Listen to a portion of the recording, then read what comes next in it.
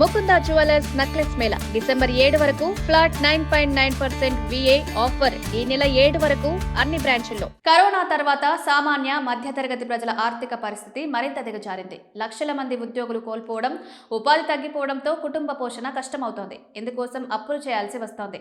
బయట అప్పులు దొరకడం కష్టం కావడంతో సామాన్యులు ఆన్లైన్ లోన్ యాప్స్ ఆశ్రయిస్తున్నారు. వీటిల్లో అధిక వడ్డీ, సర్వీస్ ఛార్జీల రూపంలో వేలకు వేలు వసూలు చేస్తున్న దిక్కుతోచని పరిస్థితుల్లో డబ్బులు తీసుకుంటున్నారు. ఎలాంటి డాక్యుమెంట్స్ అవసరం లేకుండా సెకండ్లోనే డబ్బులు అకౌంట్లో పడుతుండటంతో లోన్ యాప్స్ కు ఆదరణ పెరుగుతోంది. కానీ తిరిగి డబ్బులు కట్టలేని పరిస్థితుల్లో రుణదాతలను లోన్ యాప్స్ నిర్వాహకులు బ్లాక్మెయిల్ చేయడం, వేధించడం లాంటివి చేస్తున్నారు. వీరి బాధ తట్టుకోలేక ఆత్మహత్యలు చేసుకుంటున్న వారు కూడా ఉన్నారు. ఈ క్రమంలో లోన్ యాప్స్ ఆగడాలకు చెక్ పెట్టేందుకు కేంద్ర ప్రభుత్వం కీలక నిర్ణయం తీసుకుంది. 87 అక్రమ లోన్ యాప్లను బ్యాన్ చేసింది. డేటా దుర్వినియోగంతో పాటు మోసం, వేధింపులకు పాల్పడుతున్నారనే కారణంతో వాటిపై నిషేధం విధించింది. ప్రజల నుంచి వచ్చిన ఫిర్యాదుల ఆధారంగా ఈ నిర్ణయం తీసుకున్నట్లు కేంద్ర ఎలక్ట్రానిక్స్, ఇన్ఫర్మేషన్ టెక్నాలజీ మంత్రిత్వ శాఖ స్పష్టం చేసింది. ఐటీ చట్టంలోని 2000లోని 69A సెక్షన్ ఆధారంగా బ్యాన్ విధించినట్లు తెలిపింది.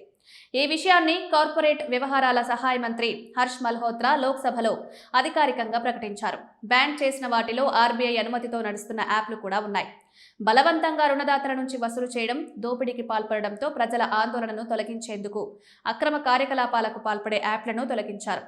నిరంతరం లోన్ యాప్లపై ప్రభుత్వ పర్యవేక్షణ ఉంటుందని, ప్రజల నుంచి వచ్చే ఫిర్యాదుల ఆధారంగా చర్యలు తీసుకుంటామని మల్హోత్రా తెలిపారు. లోన్ యాప్స్ పై కంపెనీల చట్టం 2013 ప్రకారం విచారణ, ఖాతాల తనిఖీ, వివరణాత్మక దర్యాప్తులో సహచర్యలు క్రమం తప్పకుండా తీసుకుంటామని వివరించారు.